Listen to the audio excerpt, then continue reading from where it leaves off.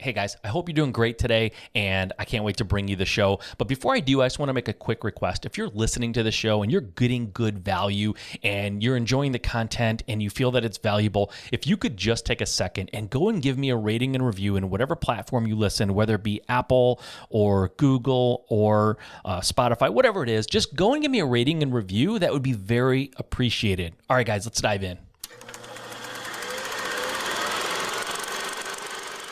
The key is preparation.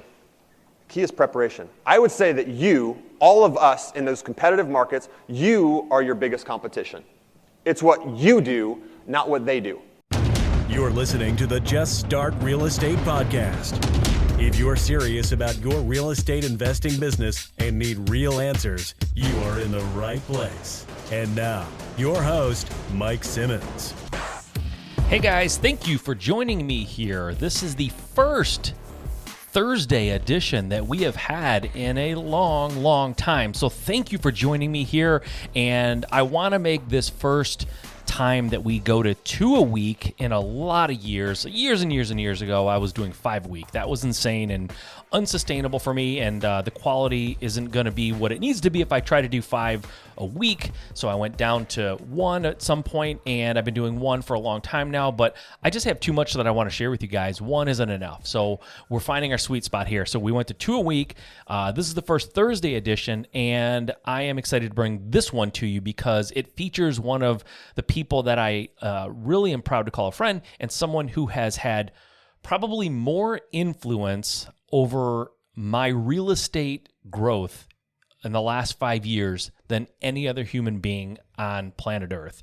And that is because he is someone who is not only highly successful, and he also does it the right way. He's a good person and somebody that I look up to and look to as a mentor. And he's been on the show before. His name's Andy McFarland, and he did a presentation at a past Flip Hacking Live that is as true then, which was only a couple years ago, as it is now. It's a presentation that I've heard more than once, and it's one that I think you'll go back to and listen to again and again.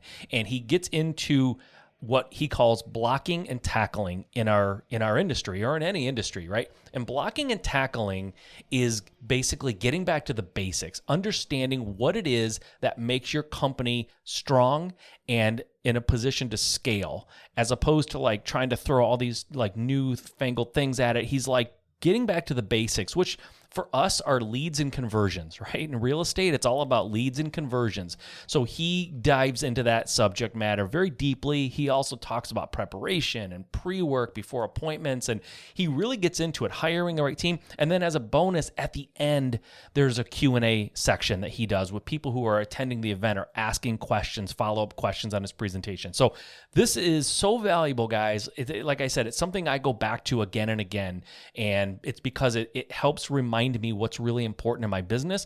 And whenever I see things aren't going quite right, I refer back to this presentation. So it's good. It's a really good one. And I really think you should, if you're not able to take notes, then maybe listen to it again later. But I think listening to it once and then going back and listening and taking notes is effective. But I think the notes, you're going to have some things that you want to take notes on. So I can't wait to bring it to you. So without any further ado, here we go with Andy McFarland. So, who was here last year? Show of hands. So Justin, in his salesmanship, last year, we had an awesome event last year. It was amazing. And then he's like selling tickets, like I didn't even know he was going to do this. Starts selling tickets to this year's event, right? He's like, it's going to be bigger and better. It's going to be this huge room. We're going to do these amazing things. And, I thought it was just salesmanship, but Justin's done it, right? It's bigger than it was last year. So I want to give, I just want to say thanks to Justin and Tara, because we're all here because of them. So can we give them a little...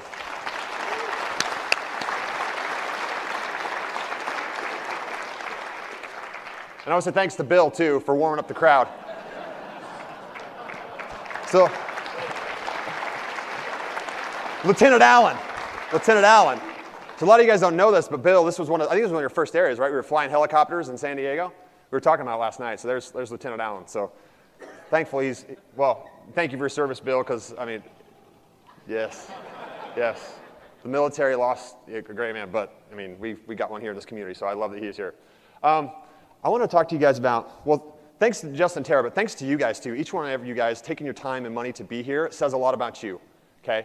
And This was a picture taken. This is my office. We have a portion of that office. You can kind of see it. It's faintly, it's a rainbow. My friend took it.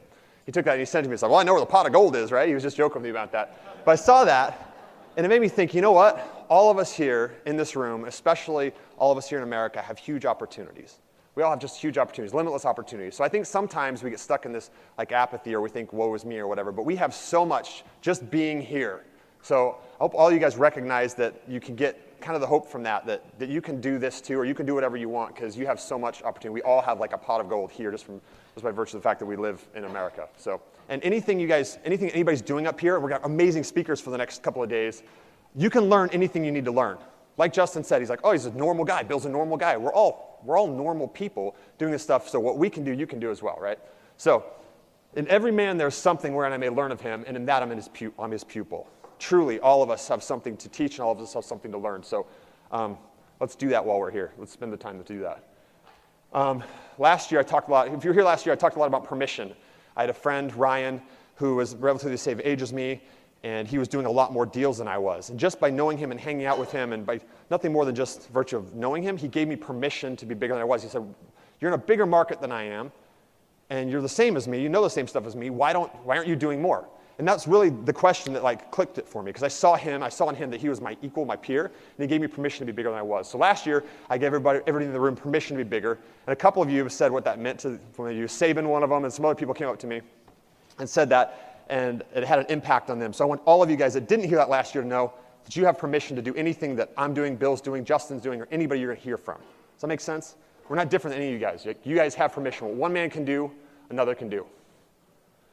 Some of you guys, you want some updates from last year. Okay. For the first 3 quarters of the year, we've done 213 deals, so we're on pace to do about 284 deals. That's where we're at right now this year. And then about 3.2 million, we're on pace for 4.3 million. So last year we did about 3, so we're going to beat that. We're going to go over that by like 1.3 million, which is awesome, right? But, well, thank you. But I want to temper that with this warning. Not all success is measured in numbers. He did 25 deals. He made this much money. That's not all success is measured in numbers. So you guys each here sitting here, write down, maybe tonight or whatever, during the day, what's success to you? I don't want to define your success. Success is not doing more deals. Success is not making more money necessarily. What's success to you? And if you set a goal and define success to you, and you work towards that goal and achieve that goal, then you're successful, regardless of how much money you make or how many deals you do, right? So when you hear these things up here the next couple of days, don't get suckered into thinking that success is that. No, success is what you want, working towards your goals and getting something you want, right? Okay.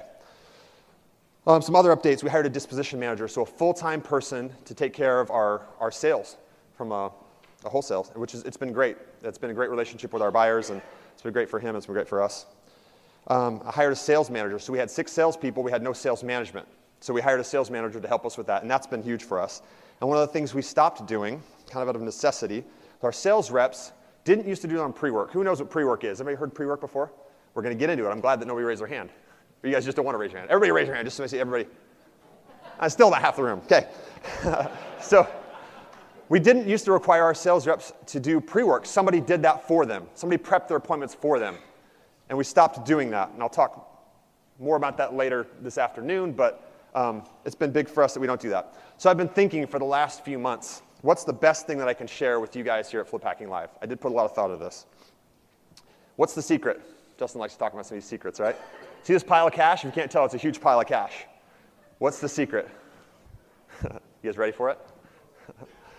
Did you guys hear about this, the news story? The Nigerian man died, and they found $27 billion in his apartment. This is money. Did you guys hear about that? He'd been trying to give it all away to us for 15 years. Nobody returns deals. I missed out. I think I missed it. Did anybody else miss it? Who else missed it? I missed it. Okay. All right, so I think we all know that the secret to success is this. Chris Gardner, you ever heard, what's that? The Pursuit of Happiness. Thank you. You guys don't know where I was going. Right? He said this. One of the things young people always ask me about is what the secret to success. Sound familiar, right?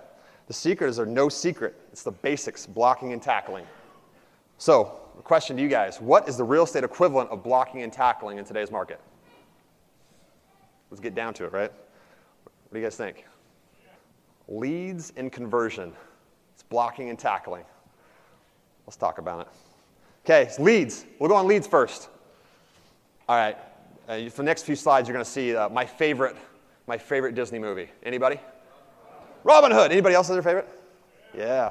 So I think of these things from leads perspective in a target. I give a target analogy to a lot of different people. People say, where should I start, Andy? Where should I start? I tell them, start at the center of the target, the most highly targeted prospect, and then start moving out in those outer rings, right?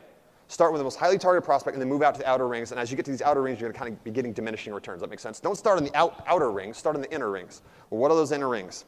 Leads. Well, let's ask another question. Do you have any money? Or you don't have any money? So let's start off with people with no money. If you don't have any money, it requires effort and time.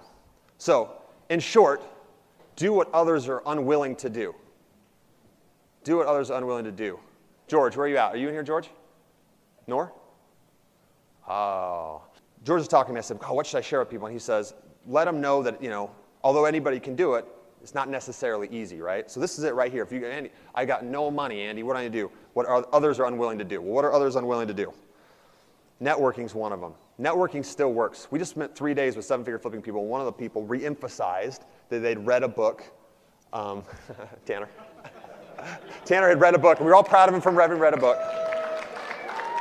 And it was Never Eat Alone. And it basically talks about how you should always be using that spare time, like eating or whatever, to network, to build your business. So networking, does it work? So this year, I added up before I came, $126,842 this year from referrals. From referrals. It wasn't paid advertising. It was just from referrals. So my question to you guys is, one, are you willing to do what it takes if you're not, if you don't have any money? And two, who should you be staying in touch with? And how? So here's some ways you can do that. People that are real estate agents, people that are wholesalers, previous sellers, people that have done business with you in the past. A lot of people don't think about that, right? But our sellers think it's a one-off deal. But don't birds of a feather flock together? They might not be the people that you would hang out with, but they have friends that should be similar to them, right? What if you followed up with them through some of these methods and said, hey, we've helped you in the past. Just trying to stay in front of you. Does that make sense? So simple stuff, right? But calls, texts, emails, lunches, and here's a big one, handwritten notes. Who here has sent a handwritten note to anybody in the last year? Wow, pretty good, right? But not the whole room. How many of you sent it to prospects, people that you might be able to get future business from within your real estate business? Not as many hands, okay? But handwritten notes, so don't underestimate that. This stuff, do what others are unwilling to do. It's simple stuff. What's easy to do is easy not to do. You guys have heard that before too, right? Okay, how about cold calling or door knocking? The room just recoiled, right? I'm not saying I do this stuff. I don't right now. Why? Because I'm lazy, because I'm on the got money section and I'm spending the money on those things. We're going to get to that, right? But if you don't have any money, you say, Andy, how do I get started? How do I get started? Are you willing to do this? Are you willing to cold call? Are you willing to door knock? Are you willing to start at the center of that target and find these people who are highly targeted prospects and do what it takes to reach them and ask them, hey, can I give you an offer on your property? Can I help you in any way, right? Well, who should we do this to? Who's the center of the target, Andy? To start knocking any doors? What if you looked at some lists like this? Maybe somebody that's passed away, like a probate or inheritance situation. Code enforcement. Code enforcement, that can be a big one, right? Both open cases and closed cases. I've heard that closed cases are actually better for some reason. Closed to occupancy. Hoarder houses, right? They're closed to occupancy. Somebody that doesn't have water or doesn't have running water, closed to occupancy. Things like that, right? Meth houses, closed to occupancy. If you can list a closed to occupancy, maybe from a health department, houses that are closed. If you contact that owner, you think they might be like a center of the target, possible motivation. If you're willing to do what it takes to talk to them. Boarded houses, vacant houses, tax lates, evictions, notice of defaults. Those question marks are for your ingenuity because we don't have all the answers, but you guys can go out there and innovate on this, and you can do these things and find lists that you think would be motivated, right? So, in short, if you don't have any money, you have to do what? Can everybody say it, please, for me? So I know you got it. Do what others are unwilling to do. So if you don't have any money and you want to get leads in real estate, and Andy, how do I make it happen? Okay, you've all been told. Okay, now you have some money. So it's marketing. So PS, guys, this is not just random stuff. I've dug through some of my data, and this is real time, 2017, first 3 quarters of the year. What's working, Andy? What's the secret? Where are you getting deals? You ready for it? Cool. This is all driven by my data. I'm not making this stuff up. Oh, P.S., make sure you have enough runway. Bill Allen's awesome at talking to people about this. People that, I'm going to tell you some of these methods, and then you might have a couple of bucks, and you might do it for like a month, and then it didn't work for whatever reason, or you think it didn't work, but you didn't have enough runway to continue with that consistently and persistently for 3-6 months. Does that make sense? So make sure with any of the things you talk about that you can actually, with any of these things you implement as marketing, that you can actually have enough runway to see it through, okay? Oh, and PPPS. Who was here last year? This is my big soapbox last year. If you're not answering your phone and you're spending money on any of these marketing methods, you're wasting your money. So answer the phone. Answer your phone. Okay, so niches again. So those niches that we had on the screen, market to those niches. You have money now, so you don't have to door knock them. You don't have to phone call them. You can send something to them outbound. Get creative with it, right? Can you send them something that's a piece of lumpy mail? Can you send them like a FedEx envelope with nothing in it, with a return address that has your phone number? Can you do something to spark their interest to get them to call you to start a conversation? The niches. They're the center of the target. Who here's bought a house from somebody that had passed away? Raise your hand, right? You bought a house from, that's like most of the room, right? That's one of our target audiences. That's a niche. So niches, market the niches. Online marketing. Online marketing works. Pay-per-click and SEO. SEO it's a little more of a long game, a little more effort to do your SEO. But if you do that, then it works. And I know there's some people who are going to talk about that later this week, so I'm not going to dive into it because they're more experts on it than I am. But PPC, that works too. And all this stuff works if you answer your phone. These are the lead portion, then there's a conversion portion, which I want to spend more time on that. Equity mailers. Now, there's a lot of buzz around the country. Is mail dead? Does it work anymore? What do you guys think? Yep, it still works. Mail still works. So, who should you be mailing? Anybody you can responsibly mail. What does it mean responsibly mail, Andy? I would say if they're in your target area, it's probably a good place to start, right? Do they have any equity in the property? Do they have the ability to sell this property to you at a discount, okay? Tax value of the property. You might want to screen your list down a little bit by like, if you're not buying $1 million homes, maybe you just shave off those, the tax values of $1 million homes, right? Consider length of ownership, because if somebody just moved into a brand new home in 2017, that might not be somebody that you want to mail to because they haven't had time to tear it up yet. And then the age of the home too, that's another thing, right? The older the homes tend to have more time to have wear and tear on that property. Those are the type of properties that we buy. Not saying you can't buy new properties, but by and large, that's more the center of the target, right? Equity mailers, that's who you send stuff to. Facebook, there's a lot of buzz about Facebook. We do marketing on Facebook. I think the bettors are going to talk about it later this week, and they're awesome at what they do. So what we found, our data with Facebook is there's lower leads per contract, meaning it takes more leads to get a contract, but the contracts are profitable. So Facebook works. We don't get a huge margin from or a huge amount of deals from Facebook, but it does work. And we do get profitable deals from that. Big media. So big media, I'm talking about billboards, radio ads, TV. I don't do big media, but from the people that I talk to that have tried that before, unless you're Coca-Cola and tried to build some big brand image, I don't think any of us in this room are in the business of advertising through big media. That's the outer rings of the target, in my opinion.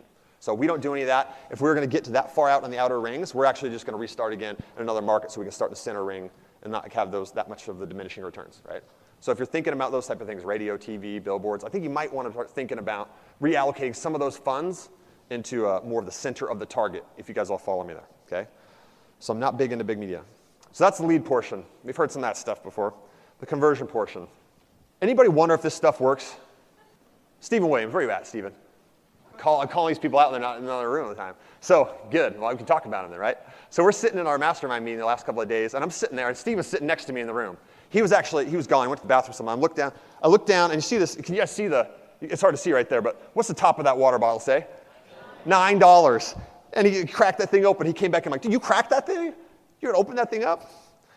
That's how you know you're successful, when you can crack a $9 bottle of water. So does this stuff work, Stephen? He's not here to answer for him, but yeah, this stuff works. Stuff works. Tara told me he's had 2 bottles, actually. So preparation. A few weeks ago, as I was thinking about what I want to talk about here, my team, sales reps, my sales manager, they came to me and they're like, Andy, so it's getting competitive out there. There's a lot of investors doing this stuff. There's big rooms full of 500 plus people that they're teaching these things to about how to go get leads and do all these things, right? So it's getting competitive. And there's people here from Utah. How many people we got from Utah here? Oh, my goodness, right? So all these guys are my competition, right? As Bill felt out earlier, right?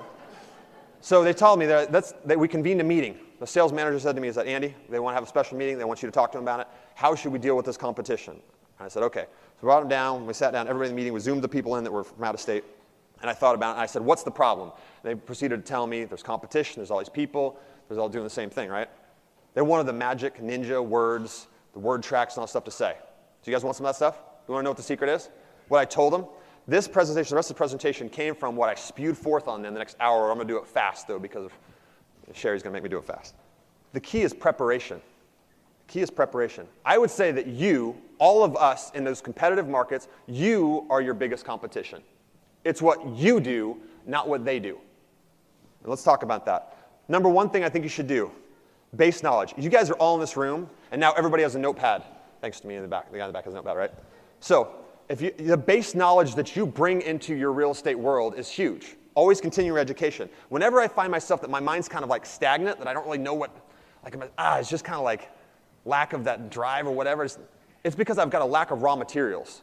So I'd ask you guys, you're in rooms like this, but what are you doing on a daily and weekly basis to fill your mind with those raw materials? You listen to podcasts, books? Are you going to events like this, RIAs, networking? Are you keeping up with what's going on in the market? That's extremely important for your base knowledge.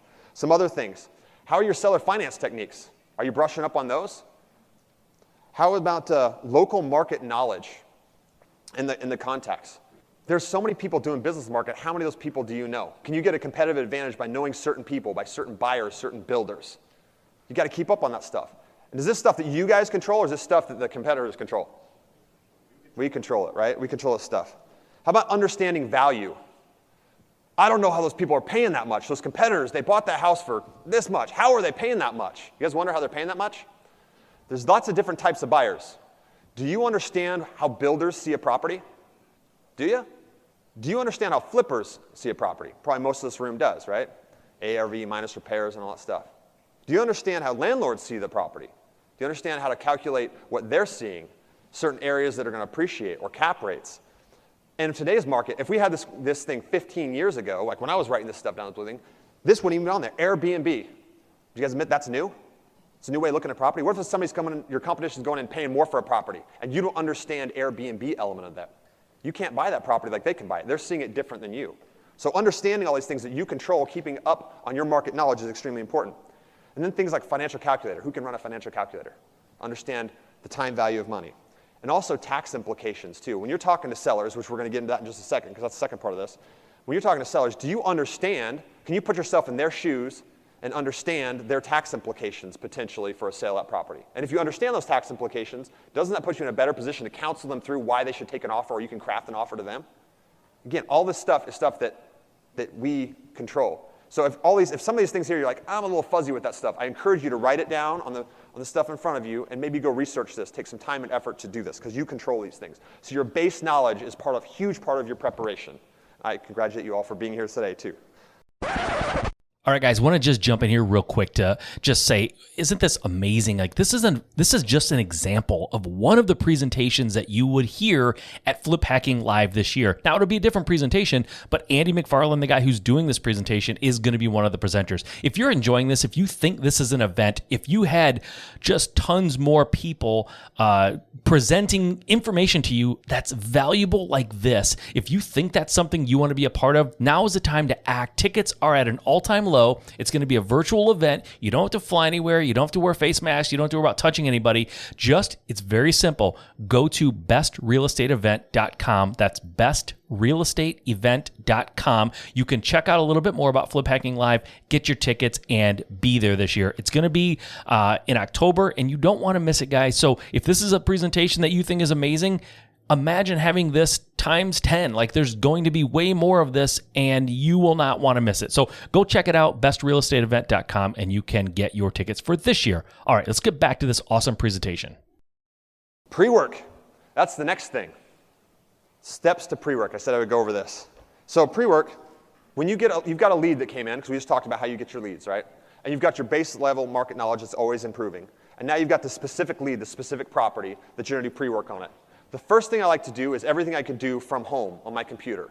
And we've got this beautiful thing called Google Earth. You don't even have to go out there. That little Google car is driven around and take a picture of this house for you, right?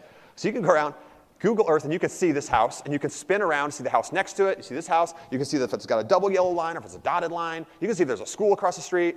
you can see all these things, and you can get an aerial view and see what's around that property, right? Don't you feel like you can get a pretty good feel for what that neighborhood's like and what that property's like? Just in 2 minutes, just looking at Google Earth, you should do that. You should understand what that property is, right? And then once you've got that, then you're looking at the property specifics. I like to get an overall view of it, then I dive into the property specifics. The property specifics, if you can get an old MLS listing, that's going to have all that data you want there. Square footage, bedrooms, bathrooms, maybe you'll see when it was last updated, so you get a good idea of what the interior condition could be. And this is all pre-work. Are you willing to do this before you go on an appointment? Are you willing to prepare for this stuff? Because your competition is. They should be, right? Old MLS data.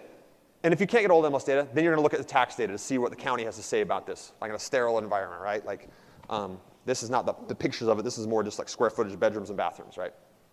And then comparables. Once you have that base knowledge, you've seen it, and you know what this property is from a tax standpoint, you can look at the comparables. And when you're preparing for this appointment, I like to bring 3 different types of comparables. The first type of comparable would be as-is sales. So something that's just, those junker houses that just sell as-is for cash. If there's comparables like that, prepare them. I put them in a little Dropbox folder for that, right? As-is comps. Second type would be just selling like a mom and pop house that maybe needs a little carpet and paint, but it's willing to sell. It can go FHA, right? So just kind of like base level, what's it worth, the ARV. And then the third thing would be what's it flipped. If there's somebody that went in there and put granite and did the whole 9 yards, what's that worth? There's 3 levels of comp, because what the property's worth is subjective. It's very subjective, right? It's who's asking, what are they going to use it for, to who, right? So that's pre-work. I buzzed through it kind of quickly, but if you're not putting this type of preparation into going to see a seller, you're not preparing, right? So you're going to be, and with all that pre-work, here's what the bottom line, what you want. Discover your truth about that property. That's very important as we go into a sales process. You need to discover your truth. What is this property? So I put Jared's story under there. One of my sales reps, he has a hard time doing his pre-work and valuing properties. So oftentimes when he goes out and gets a property under contract, we don't quite see his numbers. We send it out to the list, and for whatever reason, other people don't see it too. Probably because he contracted the property, what? Too high, right? So recently we got a property that he got a great deal on. We wholesaled it and made some good money on that. What was the difference?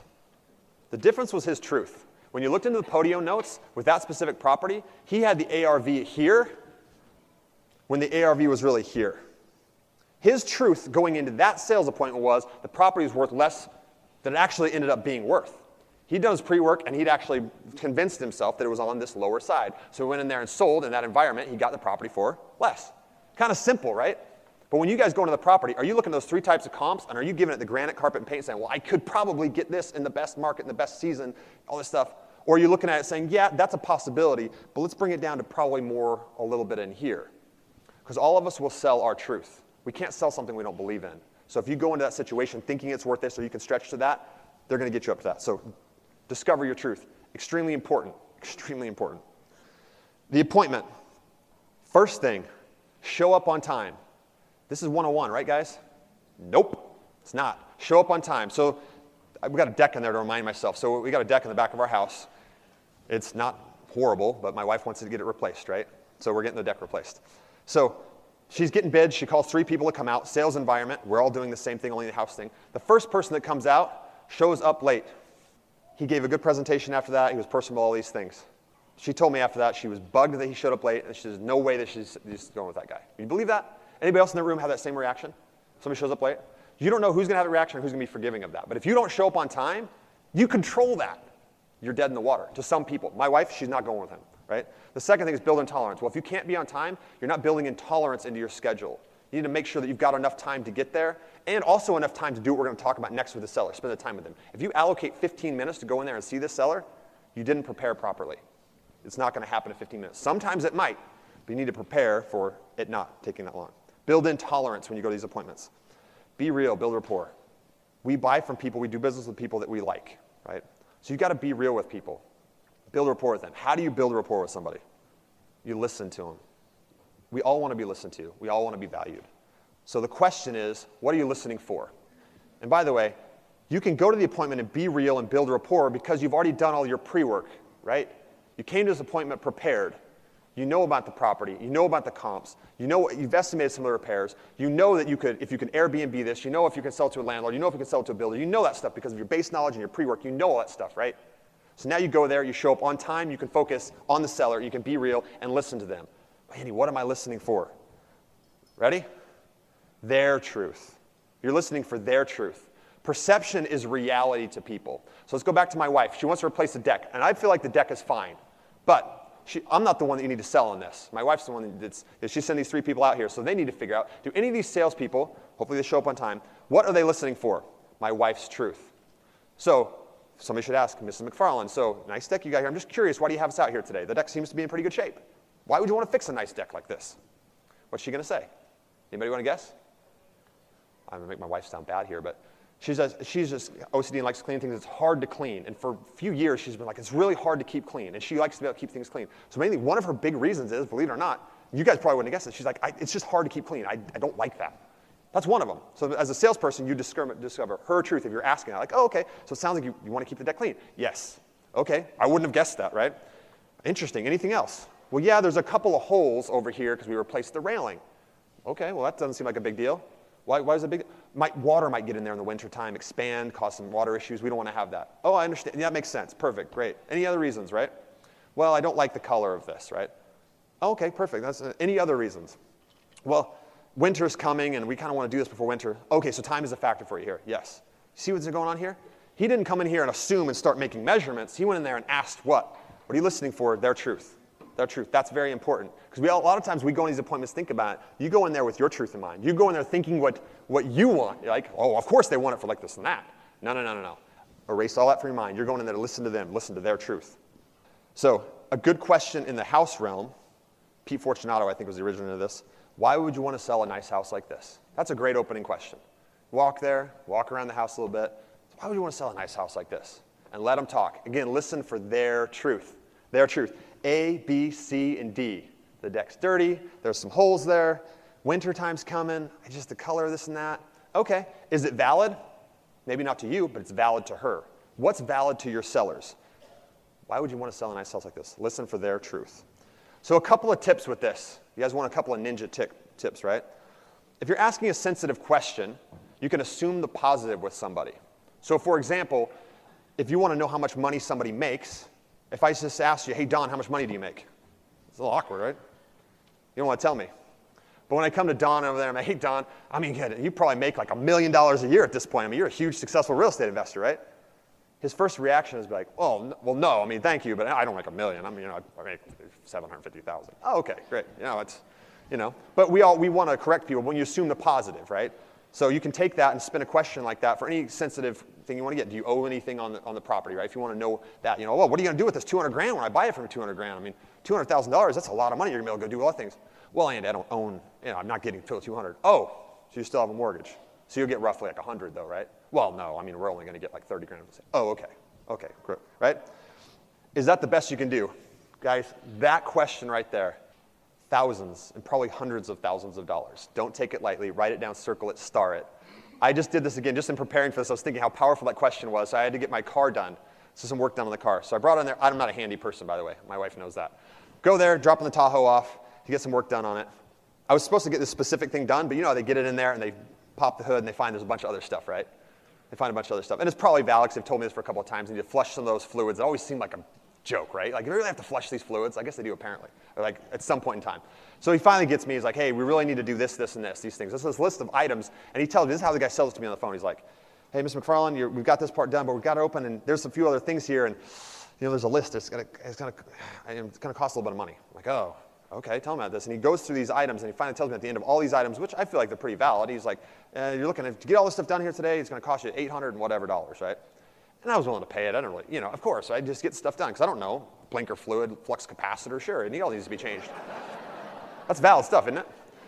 So I said to him, I just asked this one simple question. I was just like, ugh, God, I wasn't expecting that. Is there anything you do for me today?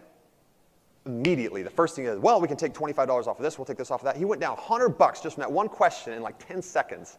And at the end of that, I'm like, okay, well, great. Well, I guess with all that, I'll get it done, right? How many times do we do that? I brought the car in again. This was even more extreme than that. I got the battery changed. So I went in there. The battery needs to be changed. I drove in there doing some work. They're changing the battery. They're done with it. The car's out front, and the keys are in and everything. Go there. Finally go over there, paying for it. It's done. The work is done. And I'm going there to pay, and they say, okay, it's going to be this much. And I was like, ooh, Can you guys do deals? Can you do anything about that? They took money off right there for just asking that. Can you believe that? The work's done. All I have to say is, no, Mr. McFarland, we've already done the work, and we provide the best value and service we possibly can for the money, but and I'd have been fine. But they took money off, right? So ask those questions in anything, but especially in real estate, high-ticket sales, right? Closing. What's the closing statement? What's the ninja way to close somebody? Here's how you close them. Here's how you close people. You've learned their truth. You learned their truth, and you restate back to them their truth. So from what I understand from our conversation today, it sounds like this was important to you, A, and B was important to you. Yeah, that was important to you. And C was important, and D was also important. Is that accurate? Yes. Okay. Anything else? Well, no, I think that pretty much covers it. So if we could do A, B, C, D, repeat that back to you, is there any, would you trust me to do that for you? Would you let me help you with that? Well, yeah, it sounds like we could do that, right? Does that make sense? Repeat back exactly what their truth was, why they want to do it. Mrs. McFarland, if we can get you a clean deck, fill all those holes, make sure there's no problems there, get the design that you want, and get it done in a timely fashion so for winter and all that stuff, would that be something? Absolutely. Yes, that's exactly what we want. Perfect. Price isn't as much of an issue at that point, but if it is an issue, we can still talk about that. Then would you trust me to help you with this? That's a good closing question. Would you trust me? And then they've got to tell you, no, I don't trust you. No. Obviously, I've done something wrong. I'm sorry. Help me understand here. I thought you wanted to do this thing. I might be missing something, or do you not trust that my company could do something like this? If you ask that question like that, people are going to, nobody wants to say they don't trust you, right? And if you built your rapport right, if you listen to them right, they're going to trust you. They should trust you with that. Tip. Okay, what if after all that stuff, they still say, yeah, I get it, but there's 5 other investors out that door. What are you going to do with that? Whatever their specific concern is, and I don't use this as a lead. Don't lead with this tactic, because I told my salespeople this. I was hedged with this whole thing. I was like, guys, this is not something you lead with. This is something you use on a conditional basis. Don't use this as a crutch.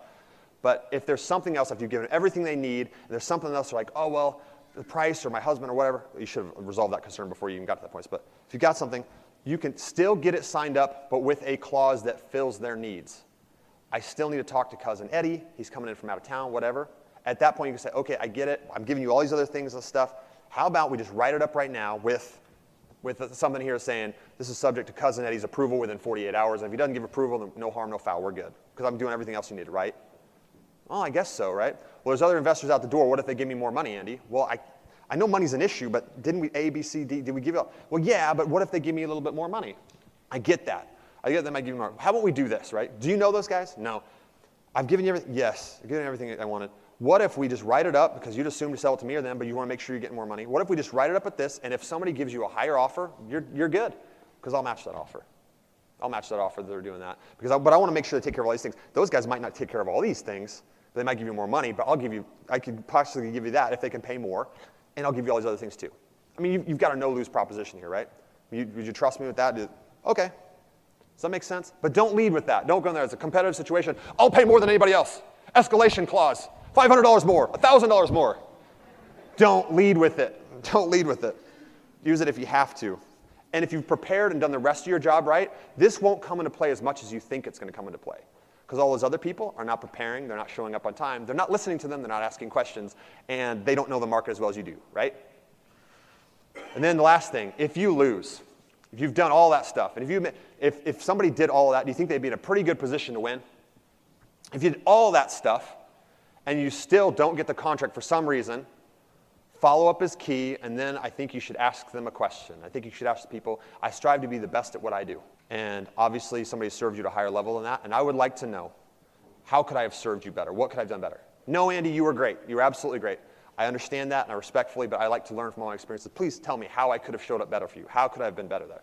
And get some real feedback. And if you press them on it, they'll probably tell you, well, you showed up late, and or this guy, my sister really liked that guy. Whatever feedback they give you, take that, and you're not trying to get the deal. And tell them, I'm not trying to get the deal from you, but learn from that situation.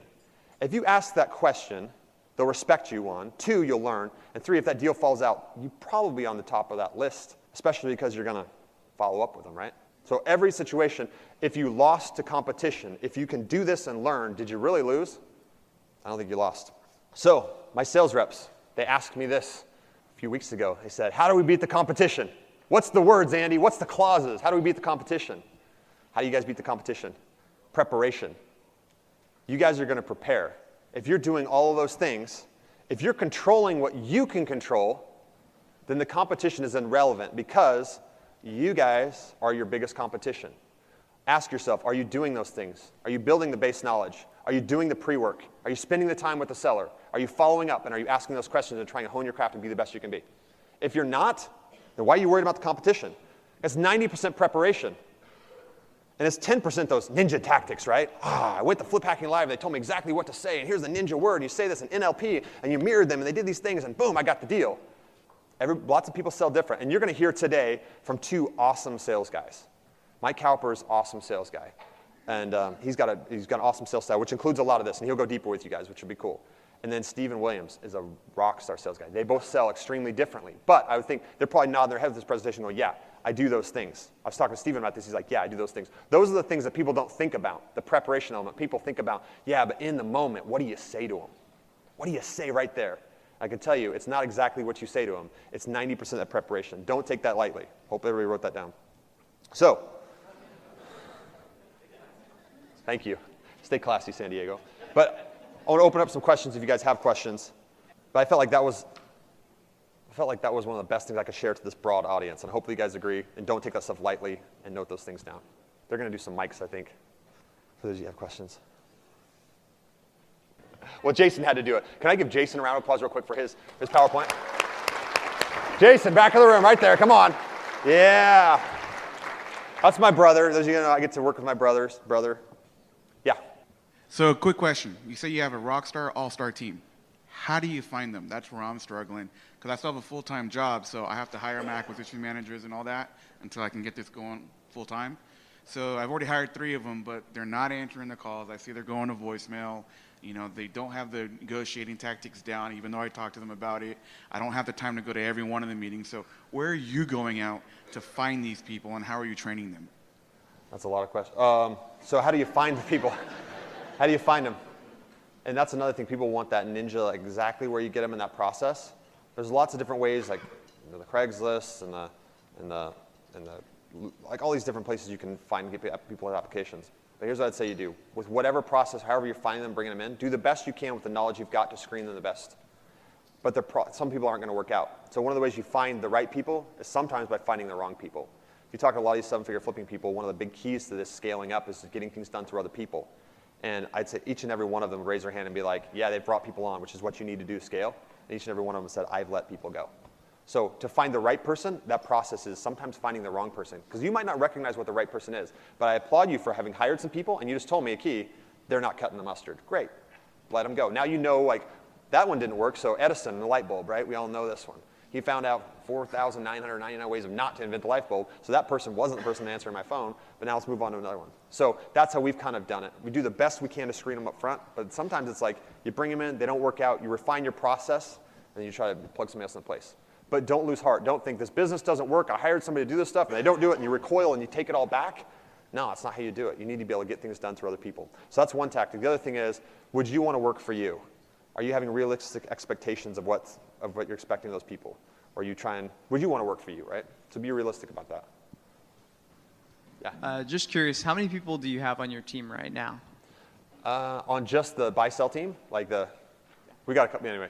Yeah, in that company, like 16, 17, something like somewhere around there.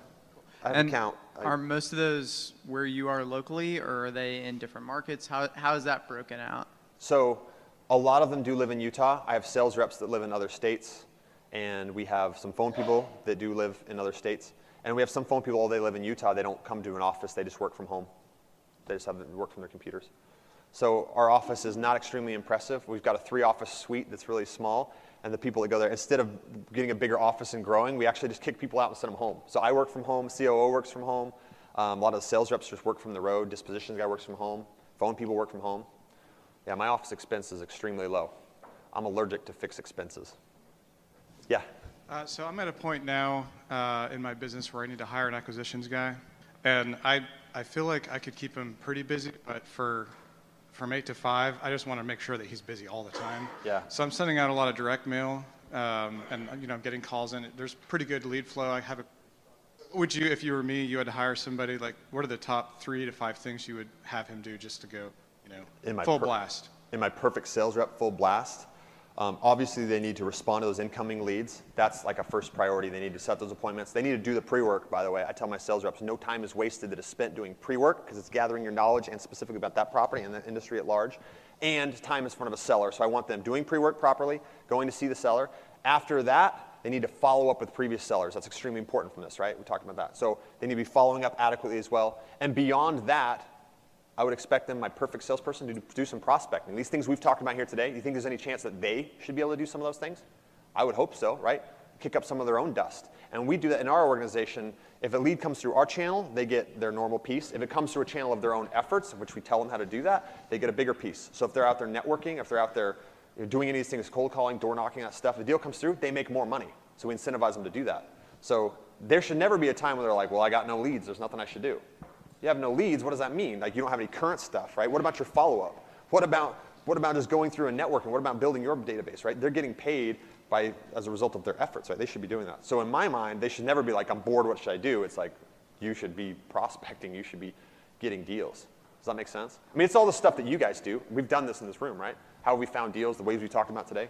Expect your people to do that too. Where do you allocate the majority of your marketing dollars? Which avenue? To whatever works. That's stuff we talked about there. I try to spend as much money as I responsibly can in those channels that we talked about. No, but which one's your favorite? Which one do you like best out of everything you just mentioned? Or which one gets you the most deals? There's two different questions right there. Okay. The most deals, we do the majority of our deals, the volume of our deals, from equity mailers and PPC. Because of the volume, right? Because of the volume. Which one's more efficient? The more efficient are the niches. We started in this target. The center of the target is those niches. But unfortunately, you can't mail 100,000 niches, right? What's your conversion rate for PPC and SEO? What do you mean conversion rate? Like out of how many leads come in, we turn into a deal from like leads SEO. per contract? Yeah. It depends on the market, but my blended's about 12. 12 leads per contract. Thank you. Yeah. Yes. Rewinding back to the beginning a little bit, if you're just getting started, who would be the first person you would hire? Ooh, first person I would hire, it's going to be different for everybody because everybody's got different strengths in this room. So the first person that you should hire is somebody that's going to help you with your weakness first, or something you absolutely hate doing, or something that's like a cheap task you should be outsourcing. Because if you're doing a $15 an hour task and you're expecting to make $600 an hour, it's just, this logic doesn't compute, right? So the first person I hired happened to be a bookkeeper. It freed up some of my time. So you guys will see that if you're doing everything, the reason, and you're going to talk, these guys for the next couple of days are going to talk about scaling up, how they do 2 from 200. How Bill did that, how JJ did, and all these people did it. They hired people to do all the things they're doing. Because right now, 100% of your time is spent doing everything. Well, what if you could offload some of that stuff that you either don't like, low dollar per hour, you can get somebody else to do it? Doesn't mean you're going to do less, it's just you're going to work on more higher value tasks, right? On that pyramid, only the things that you can do at the top of that is what you need to spend your time doing. Everything else you need to outsource to other people, right? So who should you do first? Ask yourself those questions. Write down everything you're doing and look at that and say, can I delegate this? Can I automate this? Is this something I don't like doing, and what can I do for cheap? How can I hire out for cheap here? Here's your last question. Could you explain to me what you mean by equity mailers and PPC? Oh, sorry. PPC is pay per click. So online, when you go to a search engine like Google or Bing, and you type in any search term, those top 3 or 4 spots that say ad on it, people paid to have their ad show there.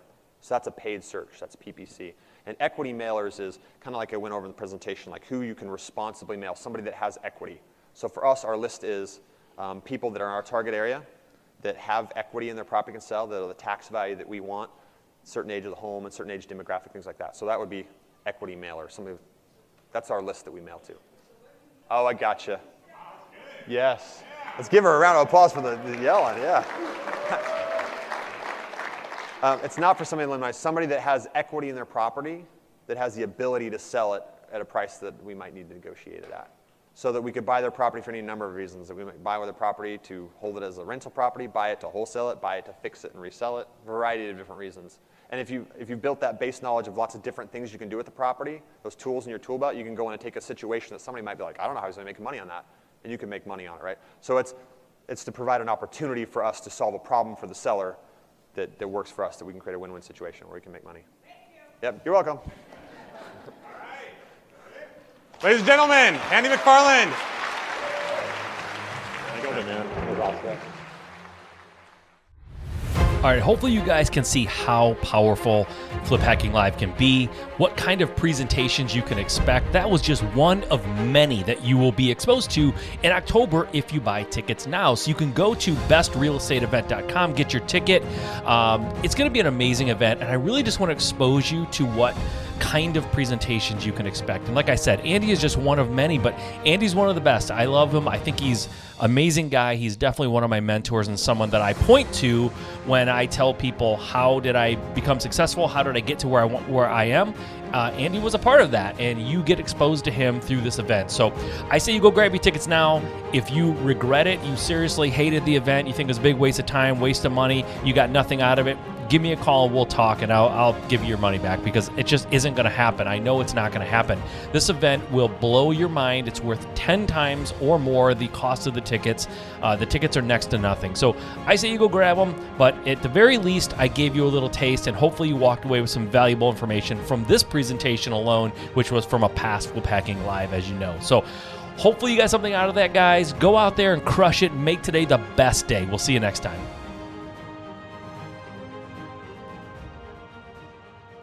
All right, guys, here we go again. As you know, if you stick around long enough and wait till the end of the episode and listen all the way through, every once in a while I'll throw a freebie at you. And today is a pretty cool one. So today what I want to give you, just for listening all the way to the end, nothing else, I'm not asking for anything, it's just a complete giveaway to you, is an ABC offer. If you don't know what an ABC offer is, sometimes when you go and talk to a seller, a full cash offer doesn't really meet their needs.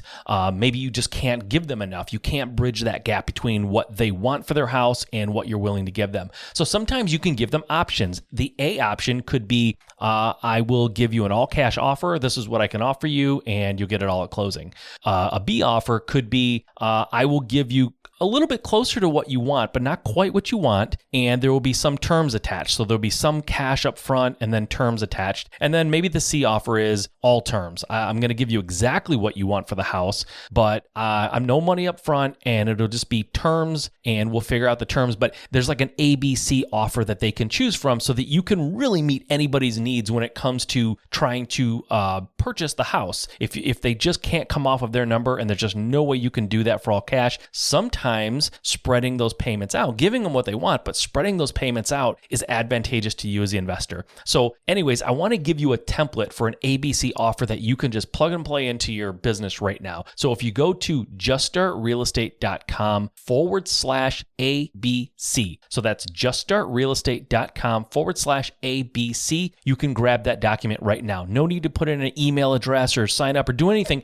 It's just flat given to you. So when you go there and click on that, or when you go to that URL, you'll get a screen that asks you if you want to make a copy of the ABC. It's called LOI, letter of intent. And you just hit yes, make a copy, and then it goes into your Google Drive, and it's yours to use however you want. So you just have to make that copy when it asks you to, so that sometimes people can, if I just give you access to the actual original, sometimes it'll get deleted or it'll get changed, and it's confusing. So by doing this, you just go there and you make a copy, and it becomes yours. You can alter it however you want. So go there and check it out. juststartrealestate.com/ABC. There you go, guys. Go for it.